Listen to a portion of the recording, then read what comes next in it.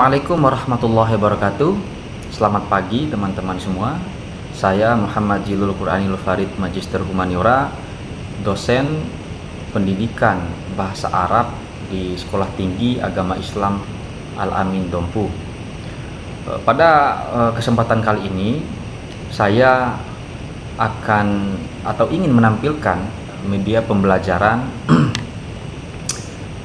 mata kuliah Terjemah Arab Indonesia Tulis yang sudah saya rancang untuk teman-teman mahasiswa sekalian.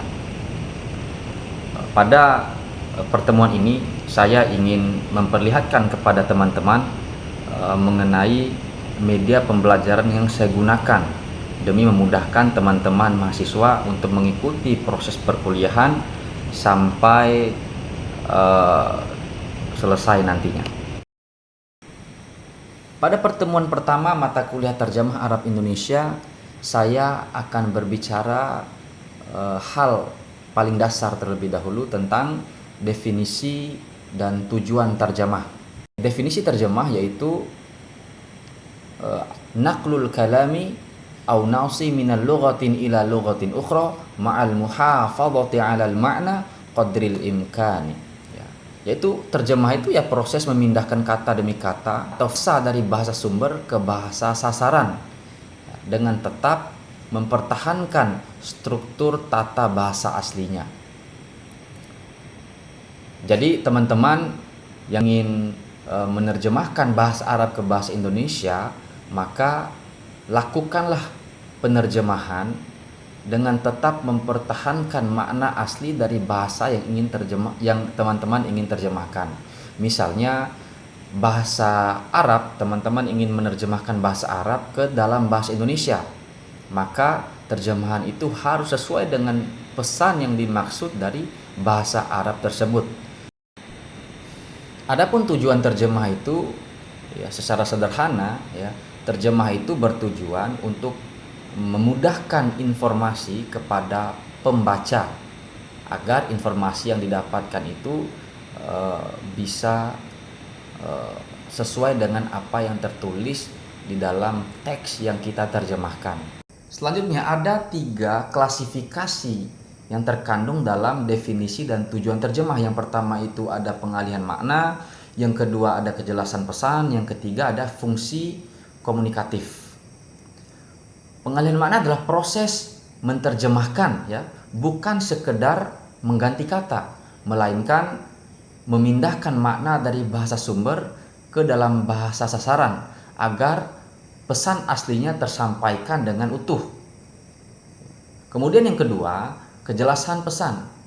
Tujuan utama penerjemahan adalah menghasilkan teks yang mudah dipahami oleh pembaca sasaran tanpa mengubah substansi informasi dari teks aslinya.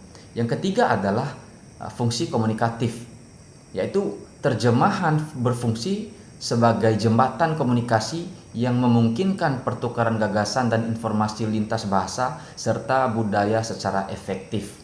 Selain definisi dan tujuan terjemah, yang kedua itu ada kriteria penerjemah profesional.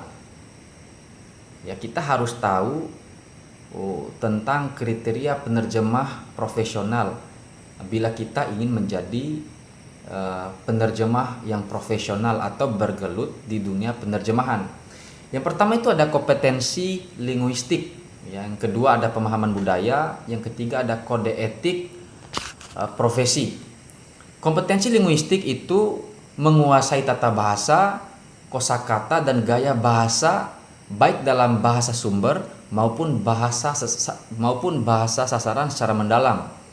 Kemudian pemahaman budaya, memiliki wawasan luas mengenai latar belakang budaya dan konteks sosial dari kedua bahasa untuk menghindari pergeseran makna.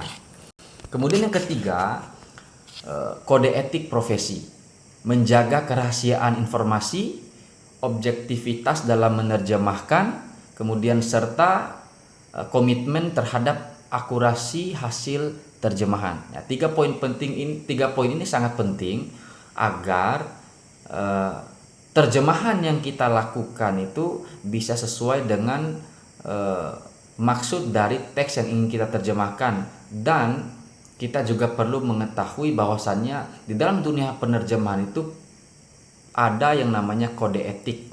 Jadi kita tidak boleh melanggar kode etik ini. Misalnya ada teks terjemah yang sifatnya sangat rahasia dan hanya diketahui oleh orang-orang tertentu, maka kita lakukan penerjemahan itu dengan tujuan untuk memberikan informasi kepada orang yang berhak menerima informasi tersebut. Bagian kedua, ada teknik dan metode penerjemahan, meliputi terjemah harfiah. Nah, di sini ada pembahasannya, yaitu berkenaan struktur. Nah, teknik ini mempertahankan urutan kata dan struktur kalimat dari bahasa Arab ke dalam bahasa Indonesia sedekat mungkin untuk menjaga keaslian bentuk teks sumber. Kemudian ada tekstualitas agama. Nah, seringkali diaplikasikan ke dalam penerjemahan teks-teks suci atau literatur klasik, di mana ketepatan setiap kata dianggap sangat krusial guna menghindari pergeseran makna teologis. Kemudian ada keterbatasan makna. Nah, meskipun menjaga bentuk asli, penggunaan teks ini secara berlebihan berisiko menghasilkan kalimat yang kaku atau sulit dipahami karena perbedaan tata bahasa, yaitu kaidah lughawiyah dengan pola bahasa Indonesia. Dan ada terjemahan arti. Nah, di sini cakupannya itu ada ekuivalensi fungsional, kemudian ada penyesuaian gramatikal, dan ada adaptasi budaya. Nah, adaptasi budaya ini ya menggunakan padanan kata atau ungkapan yang lazim dalam konteks budaya sasaran untuk mempermudah pemahaman pembaca. Bagian terakhir adalah kendala leksikal dan semantik. Ada beberapa poin penting di sini. Yang pertama adalah mustarok. Nah, penerjemah seringkali menghadapi kata yang memiliki makna ganda atau jamak, sehingga diperlukan kecermatan dalam menganalisis konteks kalimat atau siyakul kalam agar pesan asli tidak mengalami penyimpangan makna. Selanjutnya, ketidakhadiran padanan. Banyak istilah teknis, budaya atau keagamaan dalam bahasa Arab yang tidak memiliki padanan kata tunggal dalam bahasa Indonesia, yang mengharuskan penerjemah melakukan deskripsi atau parafrase atau meminjam istilah. Yang terakhir adalah pergeseran makna. Penggunaan kata serapan bahasa Arab dalam bahasa Indonesia seringkali mengalami penyempitan atau perubahan arti, sehingga penerjemah harus berhati-hati agar tidak terjebak pada makna populer yang salah secara etimologis. Baiklah teman-teman, semoga teman-teman bisa memperhatikan materi mata kuliah terjemah Arab Indonesia yang sudah kita bahas barusan. Semoga dengan adanya media pembelajaran ini dapat memudahkan teman-teman dalam proses perkuliahan. Media ini akan kita gunakan hingga akhir semester nanti. Saya akhiri. Wassalamualaikum warahmatullahi wabarakatuh.